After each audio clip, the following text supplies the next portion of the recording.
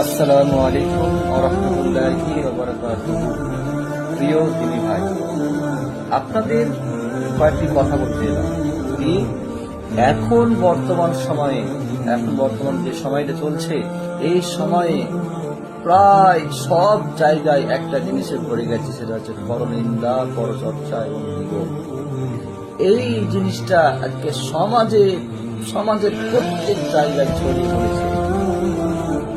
কিন্তু আল্লাহ সুবহানাহু ওয়া তাআলা এই পরনিন্দা, পরচর্চা, গীবতের ব্যাপারে কঠোরভাবে সূরা হুজরাতের মধ্যে বলছেন, তোমরা একে অপরের মধ্যে গীবত করো না, তোমরা একে অপরের মধ্যে পরনিন্দা, পরচর্চা, গীবত করো না। কারণ যে ব্যক্তি পরনিন্দা, পরচর্চা করে, সে ব্যক্তি তার মৃত ভাইয়ের মাংস ভক্ষণ করে। তাদের বলবো, যারা গীবত করে তাদের উদ্দেশ্য বলবো, আপনার চেহারায় দাগ দেখে, আপনি নিজের চেহারায় দাগ দেখে আপনি আয়নার পরিষ্কার করতে যাচ্ছেন।